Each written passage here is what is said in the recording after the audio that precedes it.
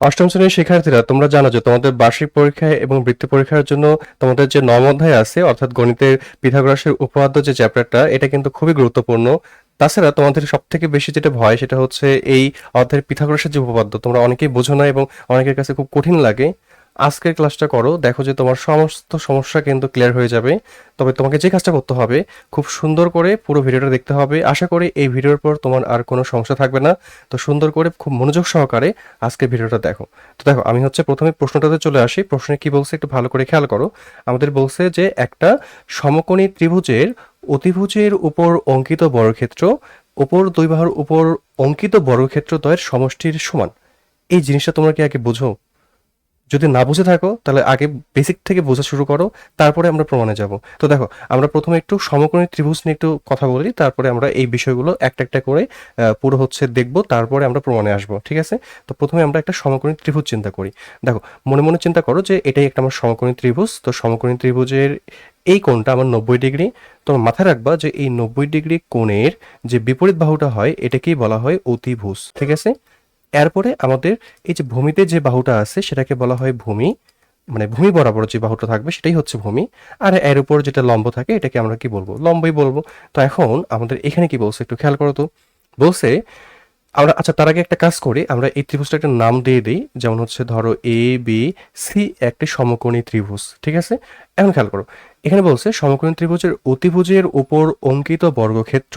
তাহলে মনে মনে চিন্তা করো যে ধরো আমার এই অতিভুজের উপর এরকম করে একটা বর্গ অঙ্কন করা আছে। জাস্ট ধরে নাও একটা বর্গ, আমি হাত দিয়ে যেহেতু আর্ট করতেছি একটু 19-20 হতেই পারে, তোমরা মনে মনে চিন্তা করো যে এটা আমার একটা বর্গক্ষেত্র। এরপর আমাদের বলছে ওপর দুই বাহুর উপর অঙ্কিত বর্গক্ষেত্র। আমরা দুইটা হচ্ছে ওপর যে বাহু আছে একটা লম্ব এবং একটা ভূমি, আমরা এই দুইটা বাহুর উপরেও এরকম করে যদি মনে মনে একটা করে বর্গক্ষেত্র অঙ্কন করতাম, তাহলে ঠিক বিষয়টা এরকম দেখাতো কিনা একটু বলো তো। এখন খেয়াল করো, আমাদের কি বলছে যে এই অতিভুজের উপর অঙ্কিত বর্গক্ষেত্র। আমরা এখন খেয়াল করো যে এই অতিভুজ বলতে আসলে বোঝাচ্ছে কিন্তু এসি। তাহলে এখন দেখো তো, এটা যদি একটা বর্গক্ষেত্র আমি মনে মনে চিন্তা করতাম, বর্গক্ষেত্রে কি হয় যে প্রত্যেকটা বাহু কিন্তু সমান হয়, এবং তোমরা জানো যে বর্গক্ষেত্রের ক্ষেত্রফলের সূত্র হচ্ছে বাহু স্কোয়ার বা বাহু গুণ বাহু, অর্থাৎ আমরা বাহু গুণ বাহু করলে বর্গক্ষেত্রের ক্ষেত্রফল পেয়ে যাই। তাহলে খেয়াল করো যে এটা যদি একটা বর্গক্ষেত্র হয়, তাহলে এইটার একটা বাহু আমি এসিকে ধরতে পারি। তাহলে আমাদের অতিভুজের উপর অঙ্কিত বর্গক্ষেত্র বলতে অঙ্কিত বর্গক্ষেত্রের ক্ষেত্রফলটা হবে কি বলতো, যে এ সি স্কোয়ার, ঠিক আছে? এবং আমাদের হচ্ছে এই পাশে যে ভূমি আর এই যে আমাদের লম্ব, এই দুইটার উপর যে আমরা বর্গক্ষেত্র অঙ্কন করলাম, এদের যদি আমরা আলাদা আলাদাভাবে ক্ষেত্রফল বের করতাম, ধরো এই বর্গক্ষেত্রের ক্ষেত্রফল বের করতাম, তাহলে কি হতো? তাহলে হয়তো কিন্তু আমাদের বিসি স্কোয়ার, এবং এই বর্গক্ষেত্রটা যদি আমরা ক্ষেত্রফল বের করতাম, এখানে ওই যে বাহু স্কোয়ারের সূত্র ফেলো, তাহলে আমাদের কিন্তু হতো এ বি স্কোয়ার। তাহলে এই যে খেয়াল করো যে আমাদের ভূমি স্কোয়ার এবং হচ্ছে কি হলো বলতো, আমাদের কিন্তু লম্ব স্কোয়ার সমান অতিভুজ স্কোয়ার।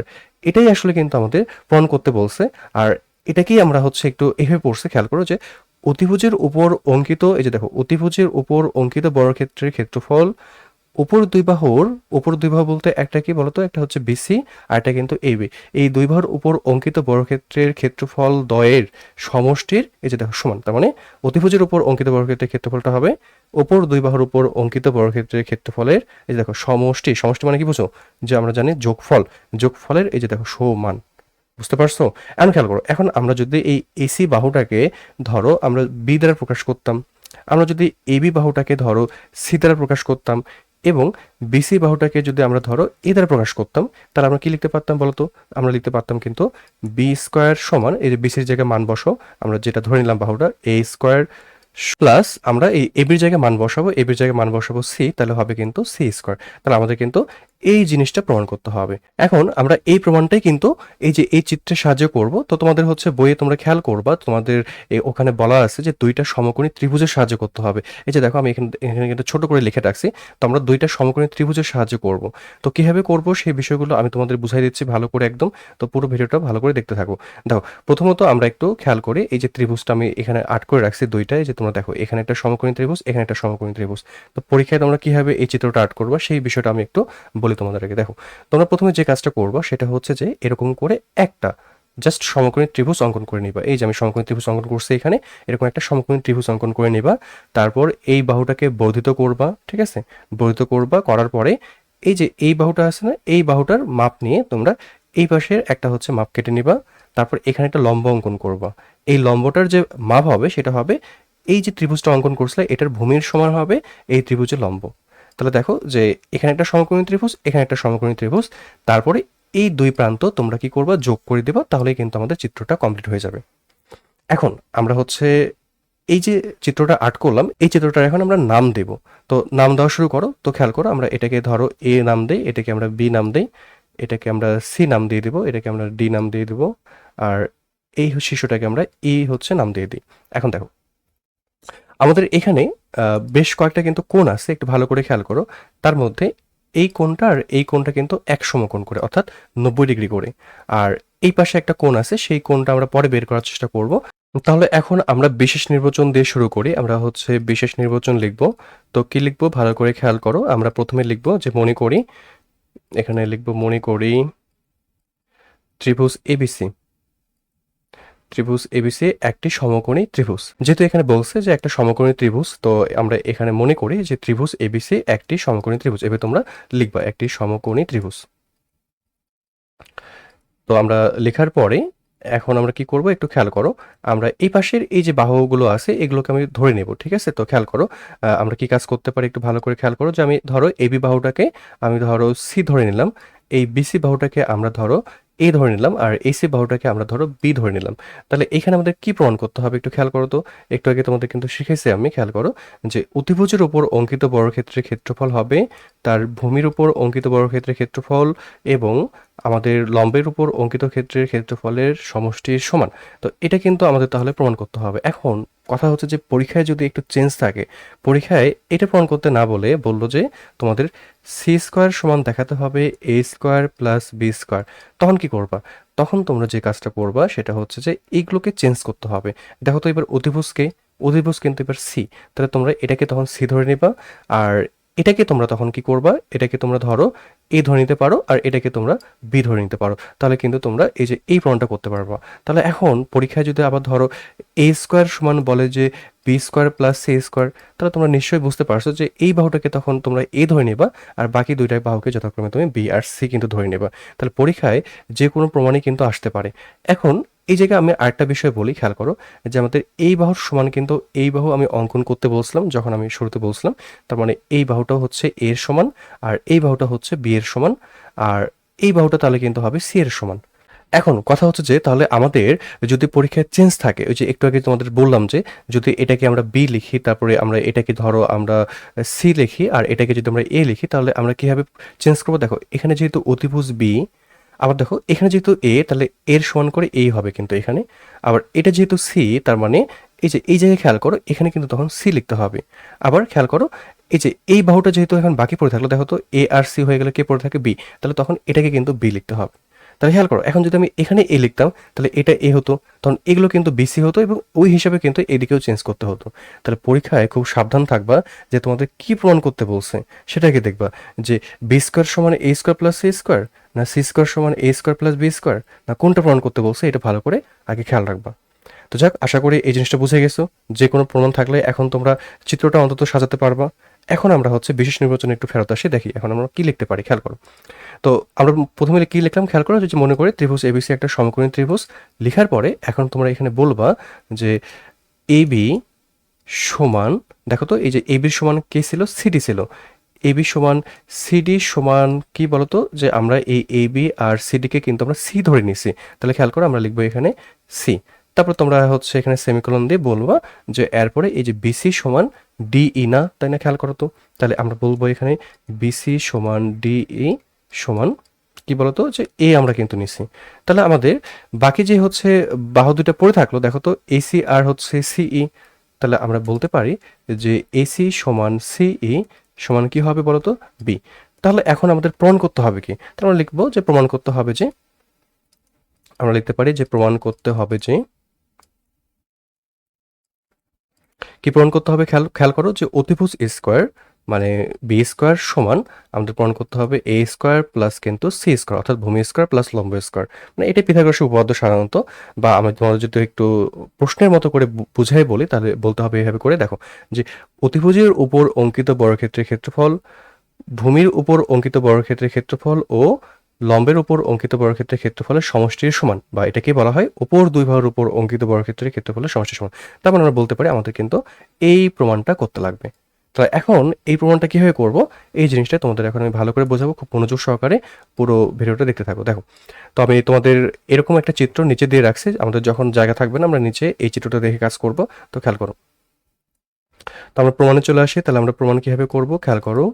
আমরা প্রমাণে প্রথমত আমরা এই দুইটা ত্রিভুজ নিয়ে কাজ করব, ঠিক আছে? একটা হচ্ছে এবিসি ত্রিভুজ আর একটা হচ্ছে আমাদের এই যে ডিইসি ত্রিভুজ বা সিডিই ত্রিভুজ। তো আমরা হচ্ছে লিখি এখানে যে ত্রিভুজ এবিসি ও ত্রিভুজ সিডিই হতে পাই, বা হতে লিখবা তোমরা এখানে।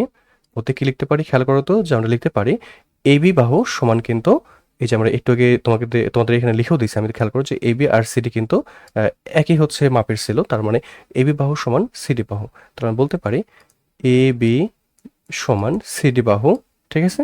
তারপর এখন খেয়াল করো তো কি লিখতে পারি এরপরে। এরপর দেখো আমরা এই কোণটা আর এই কোণটাকে সমান বলতে পারি কিনা, দুটোই কিন্তু হচ্ছে 90 ডিগ্রি করে।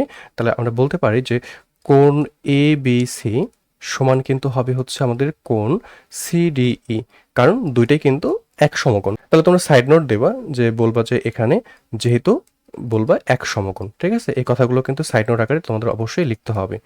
এভাবে লেখার পরে দেখো তো আরেকটা বাহু সমান আছে আমাদের, সেটা কোনটা বলো তো? এই যে বিসি বাহুর সমান কিন্তু ডিই বাহু। তাহলে তোমরা লিখবা যে হচ্ছে বিসি বাহু সমান ডিই বাহু। এই যে দুইটা ত্রিভুজ এবিসি এবং সিডিই, এই দুইটা ত্রিভুজের মধ্যে দেখো তো বাহু কোণ বাহু আমরা সমান দেখাতে পারছি কিনা। তাহলে তোমাদের নিশ্চয়ই মনে আছে যে আমরা জানি যে বাহু কোণ বাহু উপপাদ্য অনুসারে, অর্থাৎ কোনো দুইটা ত্রিভুজের যদি বাহুগুলো মানে একটা একটা করে বাহু, তারপরে একটা একটা করে কোণ এবং একটা একটা করে বাহু যদি সমান হয়, তাহলে ওই দুইটি ত্রিভুজকে কিন্তু সর্বসম বলা হয়। তার মানে আমরা বলতে পারি যে আমাদের এখানে এই বাহু কোণ বাহু উপপাদ্য অনুসারে, তাহলে আমরা বলতে পারি যে ত্রিভুজ এ বি সি আর ত্রিভুজ আমাদের সিডিই কি হবে বলতো? সর্বসম হবে। তো কিভাবে আমরা সর্বসম পেলাম? সেটা হচ্ছে আমাদের বাহু, এই যে দেখো আমরা একটা একটা করে বাহু যদি সমান লিখছি, তাহলে আমরা বলবো বাহু কোণ, এই যে আমরা একটা একটা করে কোণ সমান লিখছি, তারপরে আমরা একটা একটা করে আরো বাহু লিখছি, তাহলে এই যে কোণ বাহু কোণ বাহু উপপাদ্য অনুসারে, এইভাবে করে তোমরা সাইড নোট দিবা এখানে, ঠিক আছে? তাহলে আমরা এই জিনিসটা কিন্তু অবশ্যই বলবো উপপাদ্য অনুসারে, ঠিক আছে? এখন আমরা যে কাজটা করব সেটা একটু খেয়াল করো। আমরা তার আগে একটা কাজ করি, আমাদের এই ত্রিভুজটা আমি নামকরণটা করে তোমাদের তারপরে নিচে দেখাচ্ছি আমি। তো খেয়াল করো। তো এখন একটা জিনিস খেয়াল করো, আমি একটা গুরুত্বপূর্ণ জিনিস এখানে বোঝাবো। এখন দেখো তোমরা একটু ভালো করে খেয়াল করবা কিন্তু এই জায়গাটা খুব মনোযোগ সহকারে দেখো। দেখো, প্রথমত খেয়াল করো যে এই যে আমাদের হচ্ছে বি বাহু এবং যে সি বাহু আছে, দেখো তো এদের মধ্যে একটা যে কোণ আছে, এই যে আমাদের এই কোণটা অর্থাৎ বি বাহু এবং সি বাহু। আচ্ছা, তার আগে একটু কথা বলি যে আমরা কিন্তু একটু আগে প্রমাণ করছি যে আমাদের এই দুইটা ত্রিভুজ কিন্তু সর্বসম। তার মানে আমরা বলতে পারি যে এই যে আমাদের বি এবং সি বাহুর মধ্যে যে কোণটা, এই যে দেখো এখানেও খেয়াল করো বি বাহু এবং সি বাহু এদের অন্তর্ভুক্ত যে কোণটা, এই কোণ দুইটা কিন্তু সমান হবে। তার মানে আমরা বলতে পারি যে আমাদের এই কোণ এবং এই কোণ কিন্তু সমান। দেখো এই জিনিসটা তোমরা বুঝতে পারছো কিনা? তাহলে আমরা বলতে পারি কি বলতো, খেয়াল করো তো, এই কোণ আর এই কোণ কিন্তু আমাদের সমান। তাহলে আমরা একটু লিখে রাখি এখানে যে আমাদের এই কোণ এবং এই কোণ কিন্তু সমান। আচ্ছা, আবার খেয়াল করো আমাদের এ আর বি এর মধ্যে যে কোণ আছে, অর্থাৎ এই যে কোণটা আমাদের, এই কোণটা কিন্তু খেয়াল করো এই যে এ আর বি এই কোণের সমান। এখন তার আগে একটা জিনিস তোমাদের মনে আছে কিনা দেখো তো, এই কোণ দুইটা কিন্তু ছিল আমাদের 90 ডিগ্রি করে। এখন একটু খেয়াল করো যে এই কোণ আর এই কোণের সমষ্টি কত ডিগ্রি হবে সেটা আমরা একটু দেখি, খেয়াল করো। তো আমরা এই ত্রিভুজটাকে একটু চিন্তা করব। দেখো তো আমরা জানি কি জানি, ত্রিভুজের তিনটা কোণের সমষ্টি হয় কিন্তু 180 ডিগ্রি। তার মানে আমরা বলতে পারি যে এই যে তিনটা কোণ, এই তিনটা কোণের সমষ্টি 180 ডিগ্রি। তার মধ্যে দেখো এই কোণটা কিন্তু অলরেডি 90 ডিগ্রি। তোমরা কি জানো যে এক সমকোণ মানে 90 ডিগ্রি? তাহলে এই কোণটা যদি 90 ডিগ্রি হয়, তাহলে এই বাকি দুইটা কোণের সমষ্টি কত হবে? নিশ্চয়ই 180 থেকে তোমরা এই 90 ডিগ্রিটা বাদ দিয়ে দাও, তাহলে বাকি দুইটা কোণের সমষ্টি 90 ডিগ্রি। তাহলে এখন খেয়াল করো এই কোণের সমান ছিল কিন্তু এই কোণ, তার মানে আমরা বলতে পারি এই দুইটা কোণের সমষ্টি যদি 90 ডিগ্রি হয়, তার মানে এই কোণ আর এই কোণ মিলে হবে 90 ডিগ্রি। এখন দেখো একটা মজার জিনিস খেয়াল করো যে আমাদের এই পুরো কোণটা কিন্তু আসলে একটা সরল কোণ। তাহলে একটা সরল কোণ যদি হয়, তাহলে একটা সরল কোণের মান আমরা কত জানি? 180 ডিগ্রি। এখন বলো যে এই দুইটা কোণকে যদি আমরা এখান থেকে, এই যে এই কোণটা আর এই কোণটাকে যদি আমরা এখান থেকে বাদ দিয়ে দিই, তাহলে আমরা এই যে মাঝে যে কোণটা আছে এই কোণটা কিন্তু পেয়ে যাব।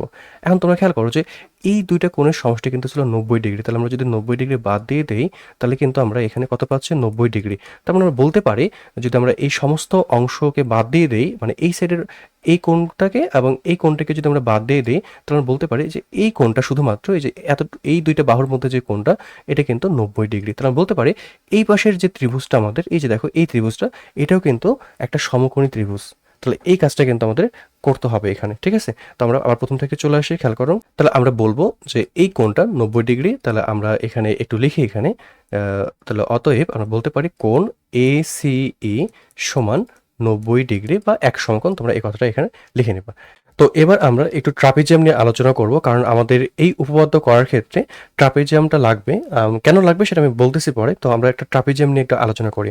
তোমরা কি জানো ট্রাপিজিয়াম চতুর্ভুজের সংজ্ঞায় পড়ছো যে চতুর্ভুজের 4টা বাহু অসমান কিন্তু 2টা বাহু কি থাকে, সমান্তরাল থাকে, তাকে কিন্তু আমরা ট্রাপিজিয়াম বলি। তাহলে আমরা একটা ট্রাপিজিয়াম অঙ্কন করে একটু বোঝার চেষ্টা করি আগে, ঠিক আছে? তো খেয়াল করো, তোমরা ট্রাপিজিয়ামের চিত্র সচরাচর এরকম করে পড়ে আসো। খেয়াল করো যে এই যে আমাদের 4টা যে হচ্ছে বাহু থাকবে, 4টা বাহুই কিন্তু অসমান, মানে কেউ কারোর সাথে হচ্ছে দৈর্ঘ্যের দিক থেকে কিন্তু মিলবে না। কিন্তু আমরা জানি যে 2টা বাহু কিন্তু সমান্তরাল হয়। এই যে খেয়াল করো, এই বাহুটা আমরা যদি এটাকে ধরো AB নাম দেই, তারপরে এটাকে C, এটাকে D নাম দেই। এখন খেয়াল করো যে এই AB বাহু কিন্তু CD বাহুর কিন্তু সমান্তরাল।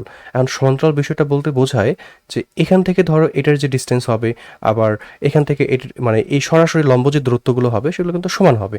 তাহলে এখন খেয়াল করো, আমরা যদি এখান থেকে একটা লম্ব অঙ্কন করি তাহলে আমরা বলতে পারি যে এই যে ট্রাপিজিয়ামটা হলো এটার যে ক্ষেত্রফলটা হবে সেটা হচ্ছে কি বলতো, হাফ ইন্টু সমান্তরাল বাহুদ্বয়ের যোগফল। তোমরা পড়ছো নিশ্চয়ই যে ট্রাপিজিয়ামের ক্ষেত্রফল সমান্তরাল বাহুদ্বয়ের যোগফল। তাহলে সমান্তরাল বাহুকে এখানে বলতো যে AB আর কিন্তু CD। তাহলে আমরা বলতে পারি এই যে দেখো AB প্লাস CD, এই যে আমরা বলতে পারি তাহলে কি হাফ ইন্টু সমান্তরাল বাহুদের যোগফল ইন্টু উচ্চতা। উচ্চতা বলতে আমরা কাকে নিছি, ধরো আমরা এটাকে নাম দিই, তাহলে আমরা বলতে পারি এই যে এই বাহু। তাহলে এটাই হচ্ছে কিন্তু আমাদের ট্রাপিজিয়ামের ক্ষেত্রফল। তাহলে কি বুঝলাম ট্রাপিজিয়ামের ক্ষেত্রফল? একবার আমরা হচ্ছে বলার চেষ্টা করি। দেখো যে আমাদের সমান্তরাল বাহুদ্বয়ের যোগফল তার অর্ধেক বা হাফ ইন্টু সমান্তরাল বাহুদ্বয়ের যোগফল ইন্টু এই সমান্তরাল বাহুদ্বয়ের মধ্যবর্তী দূরত্ব, বা আমরা বলতে পারি এটাকে উচ্চতা। বুঝতে পারছো কিনা? এখন একটু মজার জিনিস খেয়াল করো যে আমাদের যদি ট্রাপিজিয়ামটা এরকম করে না হয়ে যদি ধরো এরকম হতো, অর্থাৎ ট্রাপিজিয়ামের সবসময় যে ওরকমই দেখতে হবে এর কোনো মানে নেই। যে ধরো আমাদের ট্রাপিজিয়ামটা এবার এরকম হয়ে গেছে, AD আমরা এটাকে নাম দিই। দেখো তাহলে এবার এই ট্রাপিজিয়ামের ক্ষেত্রফলটা কি হবে? দেখো আবার আগের মতো করে আমরা হচ্ছে চিন্তা করি, হাফ ইন্টু সমান্তরাল বাহুদ্বয় কোনটা বলতো, AB আর CD। তাহলে খেয়াল করো এই যে হাফ ইন্টু সমান্তরাল বাহুদ্বয়ের যোগফল ইন্টু উচ্চতা। এবার কিন্তু আমাদের নতুন করে উচ্চতা দেওয়ার প্রয়োজন নাই, কারণ দেখো এই বাহুটা যেটা আমি আর্ট করছি এখানে, এটাই কিন্তু হচ্ছে আমাদের 90 ডিগ্রি হয়ে আছে অলরেডি। সেক্ষেত্রে আমরা কিন্তু এখানে সরাসরি উচ্চতা হিসেবে এরই বাহুকেই নিব। তো কেন এই জিনিসটা বোঝালাম, দেখো যে এখানেও কিন্তু একটা আমাদের ট্রাপিজিয়াম হয়ে গেছে। ভালো করে খেয়াল করো যে আমি একটু লাল হচ্ছে কালি নেই, দেখো। তো এখানে খেয়াল করো যে আমাদের এই বাহুটা একটু ভালো করে খেয়াল করো এবং এই বাহুটা খেয়াল করো যে দেখো তো এই দুইটা বাহু কিন্তু সমান্তরাল। কেমন করে বুঝবা? দেখো এই দুটা বাহু কিন্তু লম্ব। তাহলে এই বাহু এবং এই বাহু সমান্তরাল এবং এদের মধ্যে যে লম্ব দূরত্ব সেটা হচ্ছে কিন্তু BD, অর্থাৎ এদের মধ্যে এই যে লম্ব হচ্ছে কিন্তু BD। তাহলে আমরা বলতে পারি যে এই যে ট্রাপিজিয়ামটা আমাদের এটার ক্ষেত্রফল কি হবে, একটু আমরা যদি মনে মনে চিন্তা করতাম তাহলে খেয়াল করো, হাফ ইন্টু সমান্তরাল বাহু দুইটা কিন্তু এখানে AB আর কিন্তু D। তাহলে আমরা বলতে পারি half into AB plus DE সমান্তরাল বাহুদের যোগফল ইন্টু উচ্চতা। উচ্চতাকে বলতো এই যে BD। তাহলে আমরা এখানে কিন্তু পাশে BD লিখতে পারতাম। তাহলে আমাদের কিন্তু এই যে আমাদের যে ট্রাপিজিয়াম, এই ট্রাপিজিয়ামটার ক্ষেত্রফল হয়ে যেত। এখন খেয়াল করো ওই যে ট্রাপিজিয়ামের মধ্যে ত্রিভুজ আছে কিন্তু 3টা। দেখো এই একটা ত্রিভুজ, এই একটা ত্রিভুজ, এই একটা ত্রিভুজ। তাহলে ওই ট্রাপিজিয়ামের যে ক্ষেত্রফলটা হবে, আমি যদি আলাদা আলাদাভাবে এই 3টা ত্রিভুজের ক্ষেত্রফল বের করি তাও কিন্তু আবার সমানই হবে। এই আমরা হচ্ছে টেকনিকটা বা এই জিনিসটা কাজে লাগাই আমরা এই উপপাদ্যটা প্রমাণ করব। এইজন্য আমি তোমাদের এত কথা বললাম এখন। তো আমরা এখন সরাসরি মেইন জিনিস, অর্থাৎ যেভাবে এই প্রমাণটা আমরা করব সেই প্রমাণটাতে চলে আসি। দেখো তাহলে আমরা এখন বলতে পারি যে আমাদের AB, খেয়াল করো, DE যে ট্রাপিজিয়াম, এই ট্রাপিজিয়ামের ক্ষেত্রফল কি হবে বলো তো? এই ট্রাপিজিয়ামের ক্ষেত্রফল আমরা লিখি এখানে একটু, এই ট্রাপিজিয়ামের ক্ষেত্রফল সমান আমরা বলতে পারি ত্রিভুজ ABC এর ক্ষেত্রফল। মানে আমরা যদি এই 3টা ত্রিভুজের ক্ষেত্রফল আলাদা আলাদাভাবে করে যোগ করে দেই তাহলে এই পুরো ট্রাপিজিয়ামটার ক্ষেত্রফলের সমান হবে নিশ্চয়ই, কারণ ওই ট্রাপিজিয়ামকে তিনটা ত্রিভুজে কিন্তু ভাগ করে আছে। তাহলে এখন খেয়াল করো যে ট্রাপিজিয়ামের ক্ষেত্রফল কি হচ্ছে। তাহলে ত্রিভুজ এবিসি এর ক্ষেত্রফল, তারপরে আমরা কি লিখতে পারি দেখো তো, যোগ আমরা লিখতে পারি ত্রিভুজ সিডিই এর ক্ষেত্রফল, আমরা একটু ডট ডট দিয়ে লিখি, প্লাস আমরা লিখতে পারি এই যে দেখো আরেকটা আমাদের ত্রিভুজ আছে এখানে এসিই ত্রিভুজ, তাহলে আমরা বলতে পারি ত্রিভুজ এসিই এর ক্ষেত্রফল। ঠিক আছে, তাহলে এখন আমি এই এ বি ডি ই ট্রাপিজিয়ামের ক্ষেত্রফলটা কি লিখতে পারি একটু চিন্তা করো। একটু আগে তোমাদের লিখে দিয়েছিলাম, আমরা বলতে পারি হাফ ইন্টু সমান্তরাল বাহুদ্বয়ের যোগফল। তাহলে সমান্তরাল বাহু দুইটা কোনটা ছিল, একটা ছিল এ বি, একটা ছিল কিন্তু এই পাশে ডিই। তাহলে আমি বলতে পারি এই যে দেখো হাফ ইন্টু সমান্তরাল বাহুদ্বয়ের যোগফল ইন্টু উচ্চতা। উচ্চতা বলতে কত এখানে বলতো, এই যে বিডি সরাসরি লম্ব দূরত্ব ছিল, এটাকে আমরা বলতে পারি উচ্চতা। তাহলে আমরা বলবো এখানে বিডি। তাহলে দেখো আমাদের এ বি ডিই ট্রাপিজিয়ামের ক্ষেত্রফল কিন্তু আমরা এই যে এটা পেয়ে গেলাম। এখন আমরা ত্রিভুজ এবিসি এর ক্ষেত্রফল বের করবো। তো দেখো ত্রিভুজ এবিসি একটা কিন্তু সমকোণী ত্রিভুজ। আমরা কি সমকোণী ত্রিভুজের ক্ষেত্রফল কি জানি, হাফ ইন্টু ভূমি গুণ উচ্চতা। তাহলে আমরা লিখবো এখানে হাফ ইন্টু ভূমি, ভূমি কে ছিল এই যে বিসি, তাহলে হাফ ইন্টু বিসি ইন্টু উচ্চতা। উচ্চতা বলতে এই যে আমাদের কিন্তু এ বি, এইটা হচ্ছে আমাদের উচ্চতা, তো আমরা লিখবো এখানে এ বি প্লাস আমরা তাহলে এবিসি ত্রিভুজের ক্ষেত্রফল দিলাম। এখন আমরা কি কাজ করবো বলতো, এখন আমরা কিন্তু এই যে আমাদের সিডিই ত্রিভুজটা আছে এটার ক্ষেত্রফল বের করবো। তো এটাও যেহেতু সমকোণী ত্রিভুজ, একইভাবে তাহলে আমরা লিখবো হাফ ইন্টু ভূমি গুণ উচ্চতা। উচ্চতা হচ্ছে আমাদের ডিই। আর সবার শেষে আমরা কি কাজ করবো বলতো, আমরা কিন্তু এখন এই যে ত্রিভুজ বাকি আছে আমাদের এসিই, এটাও কিন্তু একটা সমকোণী ত্রিভুজ। একটু আগে তোমাদের দেখালাম কেমন করে এটা 90 ডিগ্রি হয়। তাহলে আমরা বলতে পারি হাফ ইন্টু ভূমি, ভূমি কোনটাকে ধরবো, এই সি কে ধরতে পারো তোমার ইচ্ছা। তাহলে আমরা হচ্ছে সিই ধরলাম ইন্টু উচ্চতা, আমরা হচ্ছে এখান থেকে এসি কে ধরতে পারি, তাহলে আমরা বলতে পারি যে এসি উচ্চতা। তাহলে এই যে আমরা বলতে পারি যে এই তিনটা ত্রিভুজের যে ক্ষেত্রফল এটা এই ট্রাপিজিয়ামের ক্ষেত্রফলের সমান হবে। এখন আমরা এই এবির যে মানগুলো ধরে নিয়েছিলাম, খেয়াল করো এবির মান সি, তারপরে ডি এর মান আমরা কত ধরছি এখানে দেখো যে এ। তো এই মানগুলো আমি কিন্তু এখন বসাবো। তো আমরা একটু নিচের দিকে চলে আসি। তো দেখো তোমাদের বোঝার সুবিধার্থে আমি আরেকবার তুলে নিচ্ছি। তো এখন আমি কি করব, এগুলোর যে মানগুলো দেওয়া ছিল সেই মানগুলো কিন্তু আমি এখানে বসাবো। তাহলে আমরা একটু মানগুলো দ্রুত বসাই। তাহলে দেখো হাফ ইন্টু এবির মান কত ছিল একটু ভালো করে খেয়াল করো। তো এবিকে আমরা সি ধরে নিয়েছিলাম, তাহলে সি প্লাস ডিই বলতে আমাদের এ। তাহলে এই যে দেখো আমরা হচ্ছে সি প্লাস এ ইন্টু এই যে এখানে বিডি, এই বিডির মান কত বলো তো। তাহলে খেয়াল করো এই বিডির যে মান সেটা হচ্ছে কিন্তু দেখো এই পাশের অংশটুকু এ, এই পাশের অংশটুকু সি, তাহলে এই দুটোকে আমরা যোগ করি। তাহলে আমরা বলতে পারি এ প্লাস সি। আর এদিকে আমরা মানগুলো বসাই, হাফ ইন্টু খেয়াল করো বিসি আছে এখানে আমাদের, তাহলে বিসির মান হচ্ছে আমাদের এ। তারপরে দেখো এবি, এবির মান আমরা পাইছি সি প্লাস আমরা একইভাবে বাকি কাজগুলো করব। তাহলে হাফ ইন্টু খেয়াল করো সিটির যে মান সেটা কত ভালো ভালো করে দেখো তো এখান থেকে সি, তারপরে ডি এর যে মান সেটা আমাদের এ প্লাস একইভাবে আমরা এখান থেকেও কাজ করব হাফ ইন্টু সি এর যে মান, এই যে দেখো এখান থেকে তোমাদের সি কোথায়, এই যে দেখো সিই বি। আর এসি আমাদের কত বলো তো, এসি হচ্ছে কিন্তু আমাদের বি। তাহলে আমি একটু এটাকে সলভ করি। তাহলে খেয়াল করো হাফ ইন্টু দেখো এখানেও এ প্লাস সি, এখানেও এ প্লাস সি, মানে প্রায় একই ধরা যায়। তাহলে আমরা বলতে পারি যে এ প্লাস সি দুইটা আছে, তার মানে এটাকে আমরা হল স্কোয়ার করতে পারি এভাবে করে। আর এদিক থেকে আমরা দেখো তো সবার কাছে হাফ আছে না, তাহলে আমরা হাফ কিন্তু কমন নিতে পারি। তাহলে আমরা হাফটাকে কমন নিয়ে নেব।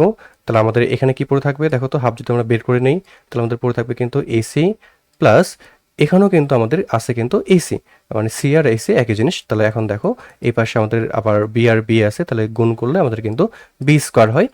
এখন আমরা দেখো তো দুই পাশে একই জিনিস যেহেতু গুণ আকারে আছে, তাহলে আমরা এটাকে আউট করে দিই। তাহলে এখানে আমরা এখন সূত্র ফেলবো, আমরা হচ্ছে এ প্লাস বি হোল স্কয়ার সূত্র ফেলবো। তাহলে কি হয় বলতো, যে a square plus two A B plus B square, অর্থাৎ আমরা কিন্তু এখানে বি বলতে সি কে চিন্তা করছি। এরপরে এখানে দেখো এসি দুইটা আছে, তার মানে টু এসি হয়ে যাবে।